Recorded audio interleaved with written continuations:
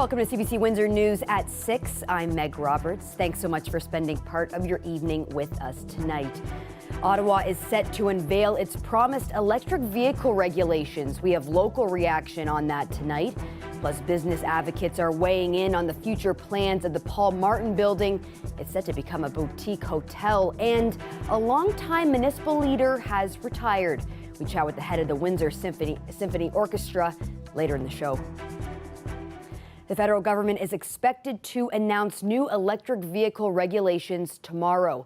CBC News has learned they will be aimed at setting out a credit system to ensure automakers are achieving sales targets for EVs.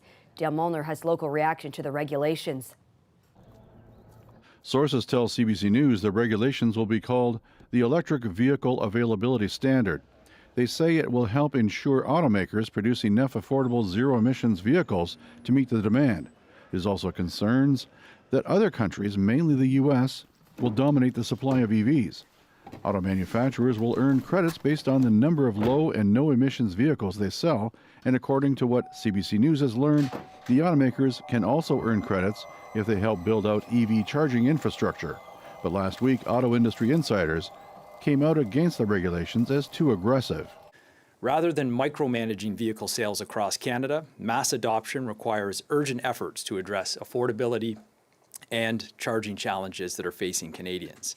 According to Environment Canada's own analysis, the forthcoming regulation will have a disproportionate and negative impact on low-income Canadians, rural Canadians, and northern Canadians. But Derek Coronado of the Citizens Environment Alliance in Windsor says the federal government could introduce incentives to make EVs more affordable.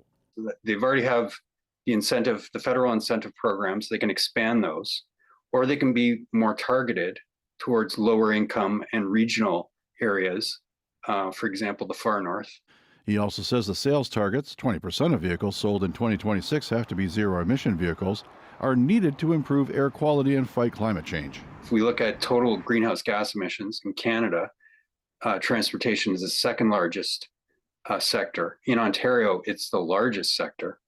And also, of course, setting aside greenhouse gas emissions, we look at air pollution criteria, contaminants that come out of vehicles, the creation of smog, and everything that goes with it. A spokesperson for a Canadian environmental think tank says the infrastructure can be put in place as long as the right investments are made. We're already seeing automakers announce that they're partnering with Tesla to share with their supercharger network. We're seeing them announce joint ventures to actually invest privately in charging infrastructure. We do think that we can be doing better on the public investment side of things as well. But unlike the automakers, we think that Canada can walk and chew gum at the same time, and we can be building out our charging infrastructure network as we're making the transition to zero-emission vehicles. The federal government says it wants all vehicles sold in Canada to be zero-emission by 2035. Dale Molnar, CBC News, Windsor. Just ahead of the Christmas break, and hospital emergency rooms are filling up. But it seems viruses other than COVID are responsible for the majority of cases. Lorenda Redekop has more. 'Tis the season for packed emergency rooms. There is still COVID around, but everything else is back. All the colds, the flus, the other viruses that contribute to cough and cold season, they're back, and they're back with a vengeance, I would say. He says UHN's numbers for flu and RSV doubled in the past 2 weeks. I think we're only expecting numbers to go up.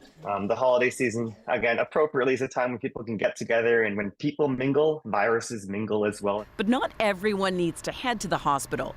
The advice is to judge the severity of respiratory symptoms. First, severe shortness of breath. And specifically, we're talking about if simple things that are day-to-day easy, like getting dressed, going to the washroom, if that's difficult because of your breathing, consider going to the emergency department. He says the other big ones are being unable to stay hydrated or if someone is losing consciousness. On Friday, Toronto Public Health sent a notice to all parents about respiratory viruses, with reminders on how to stay healthy, including getting vaccinated, wearing a mask, and staying home if you're sick. If you want to stock up on COVID rapid tests, you can pick them up at any Toronto Public Library branch. And some good news when it comes to COVID. One infectious diseases doctor says now many people are experiencing milder symptoms given increased immunity. The people that we're seeing that are occasionally getting very sick from COVID, they tend to be quite elderly. We're talking about in their 90s or with very, very profound immune suppression, such as somebody with a transplant or a blood cancer. As for the other respiratory illnesses circulating, he expects those to drop in January. Certainly, we saw that with COVID 3 years in a row, where the COVID numbers would drop like a stone in the middle of January. So it's one of those things. Absolutely, kids are going back to school, and you see some respiratory transmission, but the bulk of it is often occurring with people getting together during the holidays. To prevent spread, Toronto Public Health says you should wash your hands, cover your mouth if you cough or sneeze, and wear a mask for 10 days after you're sick. Lorenda Redekop, CBC News, Toronto. Hundreds of people are being admitted to hospital every week with COVID. Still, new federal data shows fewer people are getting the vaccine. As Lauren Pelly tells us, it's concerning for some in the medical field. The holidays are top of mind for many Canadians right now, not another COVID vaccine. I am not aware about that. I don't know if I want to take it. It is not mandatory. I wouldn't. New national data shows uptake has dropped off. Few people in younger age groups have gotten the newest shots. And while coverage rises with age, only a third of adults in their 60s had the latest COVID vaccines, and less than half of those in their 70s or older. If it's been more than 6 months, and particularly for those high-risk folks, it is really important to get it. It gives you this extra protection. This vaccine clinic is trying to turn the tide, since hundreds of Canadians are still being admitted to hospital every week with COVID. That risk remains far higher among seniors. Several medical experts told us that higher risk groups should treat these updated vaccines as essential, not optional. That means older adults, people who are pregnant, and anyone with serious medical conditions. The virus keeps evolving. Canada's Chief Medical Officer of Health says the latest shots are a better match for the virus strains circulating right now and can boost immunity that may have faded. Even protection against severe outcomes wanes over time. Others worry those messages aren't reaching the public, leading many Canadians to assume they don't need another round. We shouldn't think of them as boosters anymore. We should think of them as being like flu shots, where we have to update them whenever there's a new variant of concern. 77-year-old Alex Traperney got the updated shot on Monday morning. Got to look after us. And we've had every one. And with more holiday gatherings around the corner, doctors say it's not too late for millions of other Canadians to follow suit. Lauren Pelly, CBC News, Toronto. There's more reaction to the upcoming plans for the Paul Martin building. The downtown Windsor icon is set to become a luxury boutique hotel. A local business advocate says this is good news, drawing comparisons to a similar renovation project in Detroit. I think that this development is going to spur on more development. It's definitely going to be a catalyst project for downtown.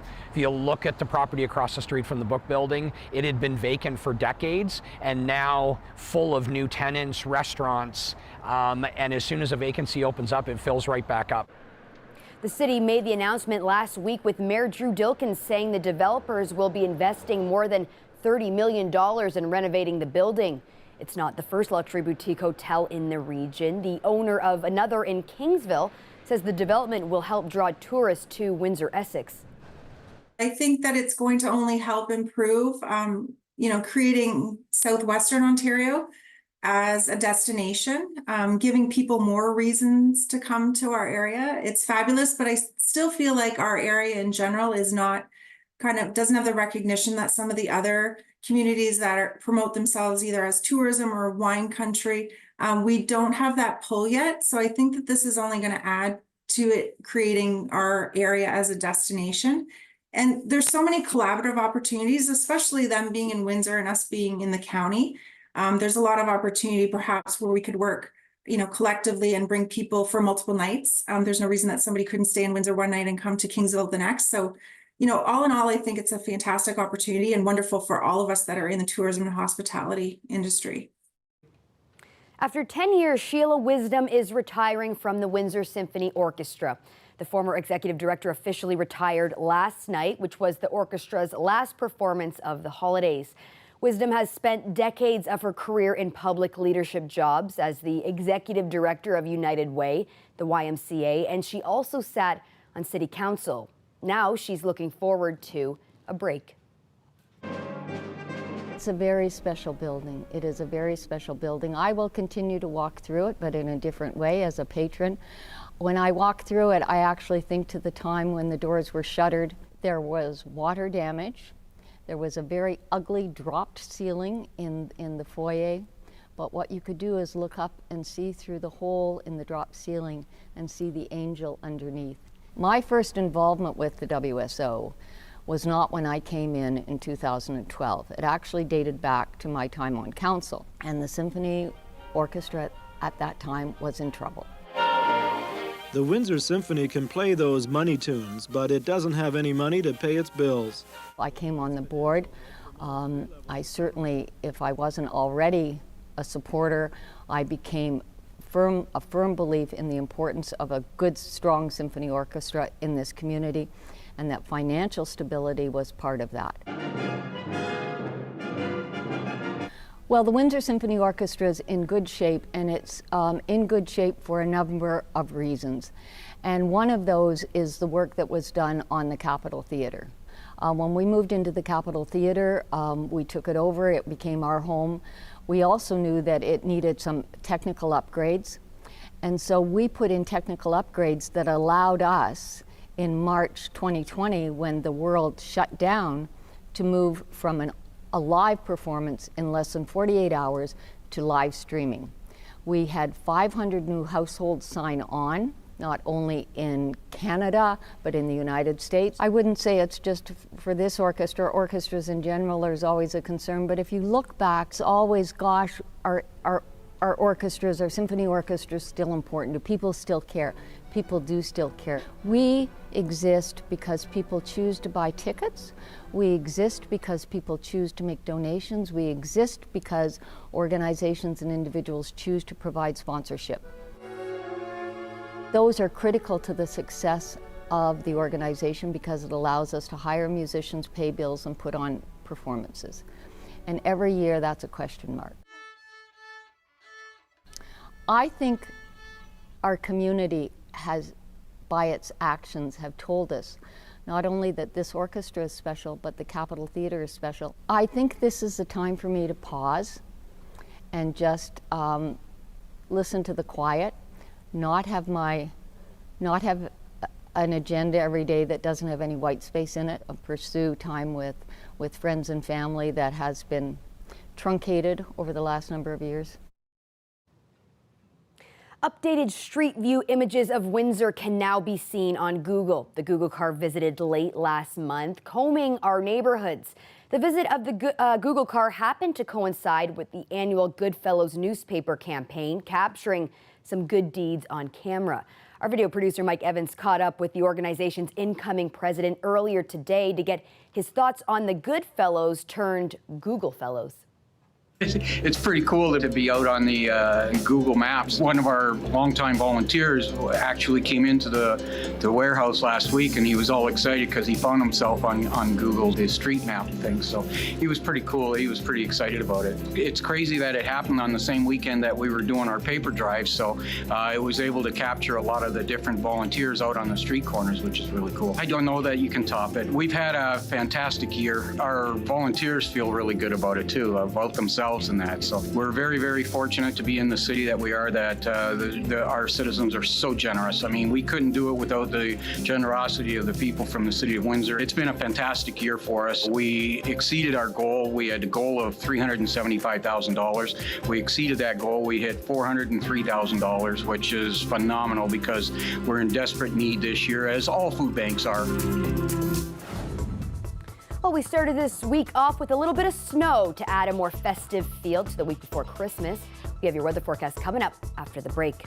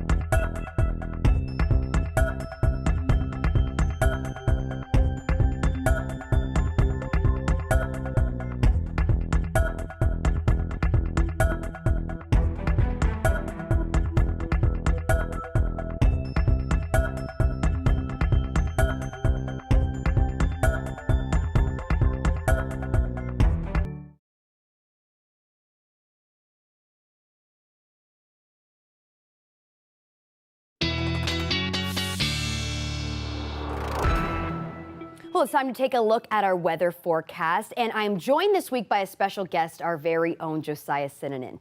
You may have heard him on our Afternoon Drive radio program. Josiah will be filling in for Colette for the next month or so, and we are so excited to have him here with us.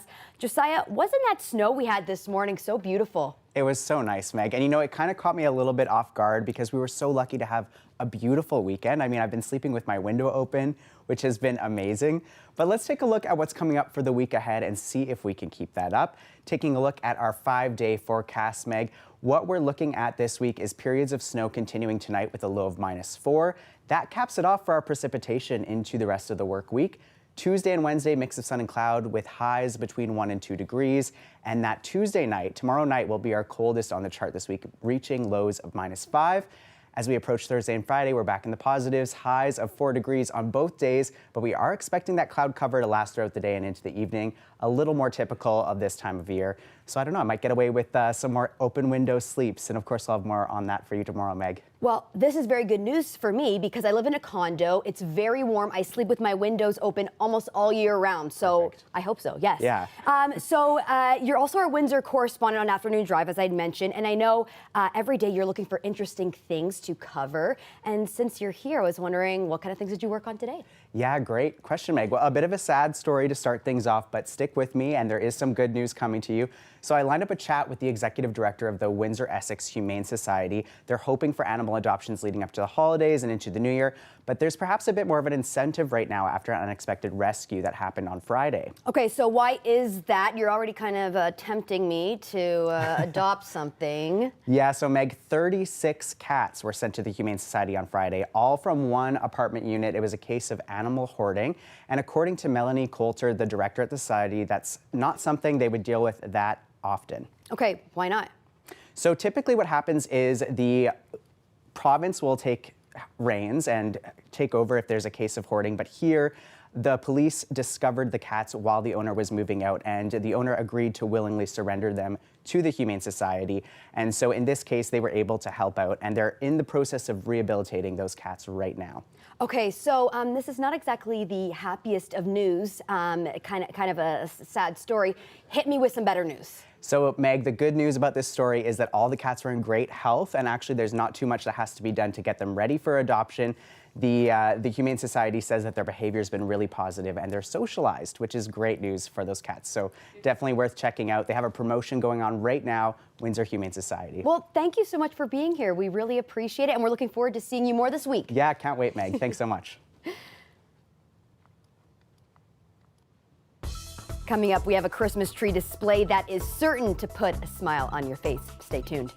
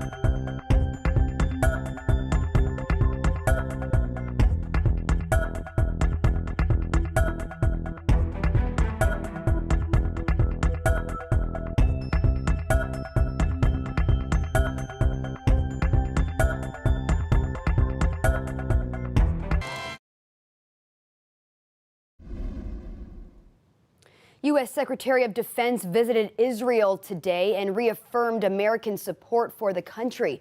But he also urged Israel to make its attacks in Gaza more surgical to reduce harm to civilians. Meanwhile, the violence continued there today. Julia Wong has more on today's developments. The panic is palpable inside the southern Gaza hospital. According to the Hamas-run health ministry, a shell blasted through the wall but did not explode. 13-year-old Danya Abu Messin was killed in the strike. Her leg had been amputated after an earlier strike that killed her parents and siblings. Staff warn the hospital is getting harder to operate. This is the last residue as a major hospital in the south. It's the last residue for patients. It's the last sanctuary for people as a shelter. Scenes like this are fueling international pressure to protect civilians caught in the crossfire. The U.S. Defense Secretary today stressed that message while reaffirming Israel's right to defend itself. Protecting Palestinian civilians in Gaza is both a moral duty and a strategic imperative.